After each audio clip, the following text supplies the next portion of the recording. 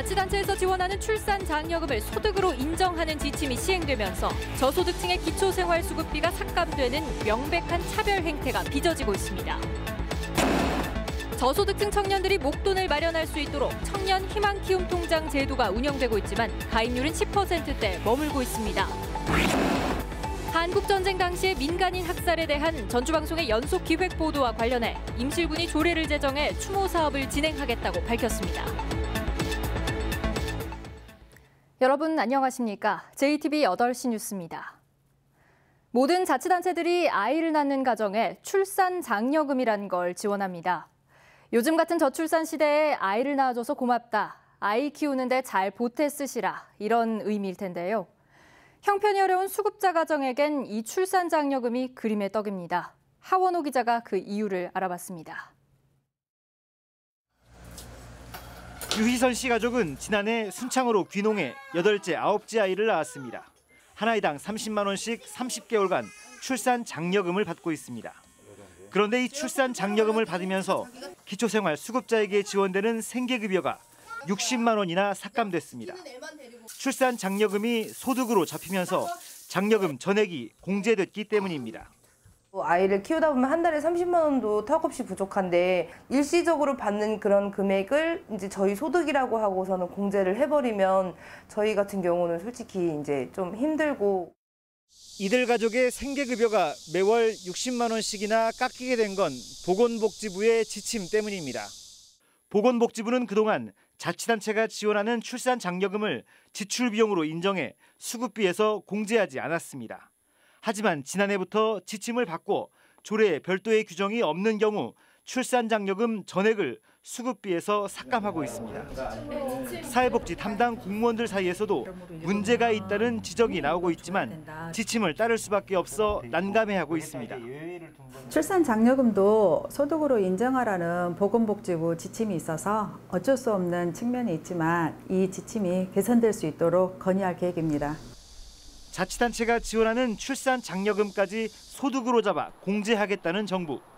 저소득층에겐 명백한 차별일 수밖에 없는 이상한 지침이 아이 낳기 좋은 세상을 만들겠다는 구호를 무색해 하고 있습니다.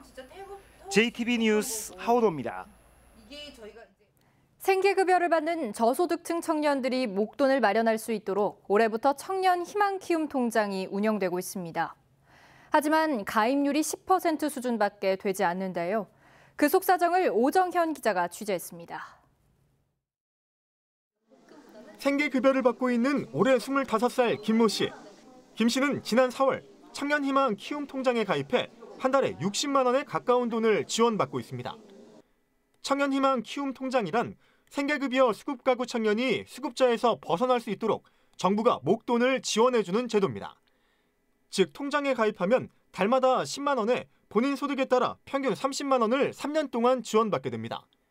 큰 목돈을 준다고 하니까 그 3년 뒤에 그 목돈으로 보증금이라든지 결혼자금으로 쓰면 좋을 것 같아서 그냥 가입하게 됐어요. 하지만 올해 전주에서 통장에 가입한 수급자는 15명으로 배정된 인원의 14%밖에 되지 않습니다. 3년 후에 2천만 원에 가까운 목돈을 얻을 수 있지만 그때부터는 생계급여를 받을 수 없습니다. 또 소득이 늘어나면 주거, 의료급여 등의 혜택이 중단될 수 있어서 걸림돌로 작용하고 있습니다. 3년 이내에 탈수급을 해야 하는 전제 조건이 있거든요. 그러면 탈수급을 해야 될 경우에는 다른 가구원들이 의료나 교육에 대한 혜택 부분까지 중지될 수 있기 때문에 굉장히 큰 부담을 느껴서 꺼려지는 것 같아요. 청년희망 키움 통장이 불안정한 삶에 대한 불안감까지는 덜어주기 어렵기 때문에 각종 급여 혜택과 관련된 세밀한 보완 작업이 요구되고 있습니다. JTB 뉴스 오정현입니다. JTB 전주방송에서는 한국전쟁 당시 민간인 학살에 대한 연속 기획 보도를 했었는데요. 전북에서 유족회가 활동하고 있는 임실에서는 아직까지 희생자들을 위한 위령탑 하나 세우지 못하고 있습니다.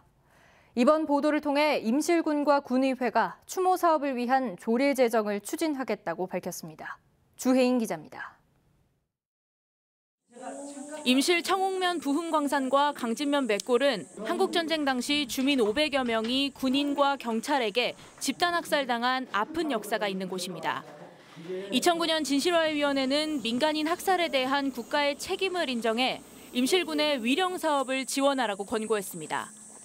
여기에 유족의 청원까지 더해지면서 임실군은 2012년부터 위령탑 건립 사업을 추진했습니다.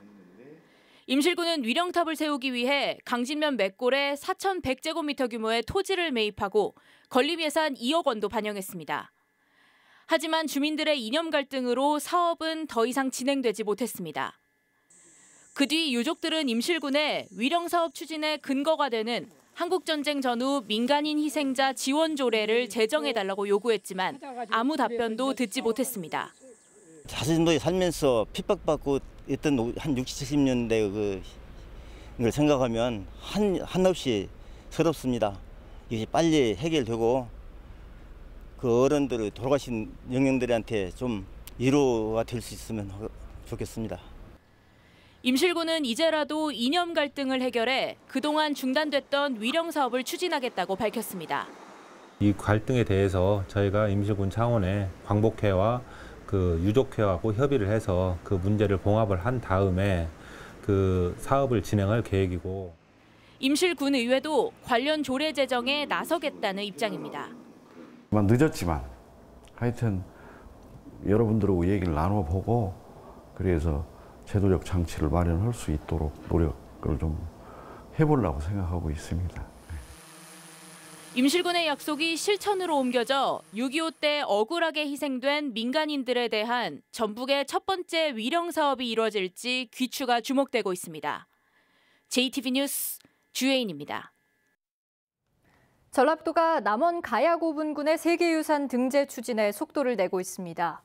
내후년에 유네스코의 실사를 받는다는 계획인데 발굴과 정비가 시급한 과제로 떠올랐습니다. 권대성 기자입니다. 5년 전 청동 거울과 금동 신발이 나온 남원시 일월면의 가야 고분군입니다. 대규모 철 개발을 토대로 한 가야 세력이 있었음을 보여주는 유적으로 평가됩니다. 강력한 힘을 바탕으로 가야 왕고로까지 발전했던 가야 세력이 운봉군에 있었다는 것을 고고학적으로 증명해주는 유적이라고 할 수 있습니다. 남원 가야 고분군은 지난 3월 국가사적에 지정됐습니다. 5월에는 경상가야 고분군 6곳과 함께 유네스코 세계유산 등재 추진 대상에 선정됐습니다. 전라북도는 등재 작업에 속도를 내기 위해 경남과 경북이 이미 꾸린 가야 고분군 세계유산 등재 추진단에 참여합니다. 인력을 파견하고 운영 예산도 분담합니다. 등재 추진단은 연말에 문화재청에 등재 신청 후보 등록, 내후년 등재 신청과 유네스코 실사를 거쳐 2021년 세계유산 확정을 목표로 하고 있습니다. 경상가야 고분군 6곳은 이미 발굴 정비가 마무리됐습니다. 반면 남원은 40개 고분 가운데 한 곳만 발굴 정비가 끝났습니다. 내후년 유네스코 실사를 앞두고 나머지 고분들의 발굴 정비에 시간이 빠듯합니다. 이번 추경에 도비 10억 원 등 총 20억 원의 예산을 확보했고 내년에도 53억 원의 예산을 편성해서 차질 없이 준비해 나갈 계획입니다. 남원 가야 고분군의 세계유산 등재를 위해 집중적인 투자가 시급해졌습니다. JTB 뉴스 권대성입니다. 민주평화당 신임 대표에 정동영 의원이 당선됐습니다. 정동영 신임 대표는 힘없는 약자 편에 서는 현장 정치를 통해 민주평화당을 대안정당으로 만들겠다고 밝혔습니다. 득표율 2위를 기록한 유성엽 의원은 최고위원으로 신임 지도부에 입성했습니다. 조창현 기자입니다. 정동영 후보가 당선됐습니다. 민주평화당을 이끌 신임 당대표로 정동영 후보가 당선됐습니다.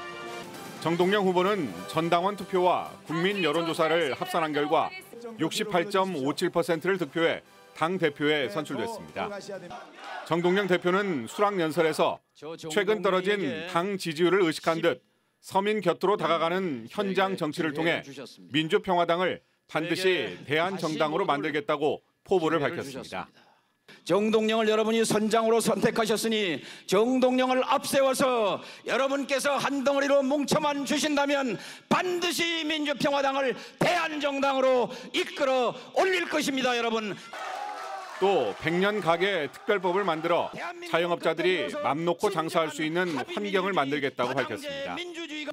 정동영 대표는 소속 의원들의 이름을 한 명씩 불러가며 당의 단합을 외쳤으며 선거제도 개혁을 통해 다당제 민주주의를 실현하겠다고 주장했습니다. 거대 양당 체제를 혁파하고 민주평화당이 앞장서서 다양한 국민들이 자신들의 대표를 국회에 보낼 수 있는 다당제로의 선거제도 개혁을 반드시 이루어내야 합니다, 여러분. 41%의 득표율로 2위를 기록한 유성엽 의원은 최고위원으로 신임 지도부에 입성했습니다. 10년 만에 당 대표직을 맡게 된 정동영 의원이 침체된 당 지지율을 끌어올리고 협치를 둘러싼 민주당과의 관계 설정을 어떻게 해나갈지 주목됩니다. JTB 뉴스 조창현입니다. 강원과 충청, 호남을 잇는 강호축을 국가의 새로운 성장축으로 만들기 위한 시도 간의 협력이 강화됩니다. 전라도와 충청북도, 강원도 등 전국 8개 시도는 오는 14일쯤 국가균형발전 5개년 계획에 강호축 개발계획 반영을 요구하는 공동 건의문을 채택하기로 했습니다. 또 8개 시도의 시도지사와 국회의원, 경제단체 대표 등이 참여하는 강호축 발전협의회 설립을 검토하기로 했습니다. 군산 조선협력업체들의 중소기업진흥공단 대출금 만기가 1년 연장됩니다. 국회 김관영 의원은 중소벤처기업부가 만기가 도래한 긴급경영 안전자금 등에 대해 상환 연장과 이자 유예를 실시해 군산 지역 16개 업체가 143억 원에 대해 혜택을 받게 됐다고 밝혔습니다. 이번 조치에 따라 극심한 경영난을 겪고 있는 협력업체들이 어려움을 더는 데 도움이 될 것으로 보입니다. 전라도가 식량 안보와 환경 보호 등 농업의 공익적 가치를 반영한 공익형 농업 직불제를 도입하기 위한 논의를 본격화했습니다. 전라도는 농업인 단체 대표와 대학 교수, 농업연구기관 전문가 등으로 TF를 구성하고 공익형 농업 직불제의 대상과 절차 등을 논의하기 시작했습니다. 전라도는 공익형 직불제가 소득 보전에 한계가 있는 쌀농사 중심의 직불제를 보완할 것으로 판단하고 있습니다. 전주시가 3.1운동 100주년 기념사업으로 독립운동 유공자 추서와 항일운동 기념관 건립 사업 등을 추진하기로 했습니다. 전주시는 전주 3.1운동에 참여했지만 추서되지 않은 38명에 대해 서훈 추서를 추진하고 전주 항일운동 기념관을 건립하는 방안을 검토하고 있습니다. 전주시는 시민들의 의견을 반영해 내년에 추진할 3.1운동 100주년 기념사업을 확정할 계획입니다. 군산과 충남 서천을 잇는 동백대교가 오는 11월 정식 개통될 예정입니다. 익산국토관리청은 동백대교가 현재 95%의 공정률을 보이고 있어 오는 10월까지 방호벽과 교통표지판 등의 공사가 마무리되면 11월부터 정식 개통할 예정이라고 밝혔습니다. 2,400억 원이 투입된 동백대교가 개통하면 군산과 충남 서천으로 가는 하루 만여 대의 차량이 13km의 금강하구뚝 우회도로를 이용하지 않아도 돼 시간과 비용이 크게 줄 것으로 기대됩니다. 오늘 새벽 3시 반쯤 김제시 명덕동 한 알루미늄 공장에서 불이 나 30분 만에 꺼졌습니다. 이 불로 공장 240제곱미터와 알루미늄 제조용 원자재 등을 태워 소방서 추산 4,600만 원의 재산 피해가 났습니다. 경찰과 소방당국은 목격자 등을 상대로 정확한 화재 원인을 조사하고 있습니다. 전북은 오늘 전 지역에 폭염경보가 내려진 가운데 남원과 순창, 임실의 최고 기온이 34도가 넘는 등 불볕더위가 이어졌습니다. 내일도 대체로 맑은 가운데 낮 최고 기온이 36도까지 오르는 폭염이 이어지겠습니다. 내일과 모레 오후 동부 내륙 지역에는 천둥과 번개를 동반한 시간당 30mm의 소나기가 내리는 곳도 있겠습니다. 전주기상지청은 당분간 무더위와 열대야가 지속되겠다며 가급적 야외 활동을 피하고 노약자는 온열 질환에 유의해 줄 것을 당부했습니다.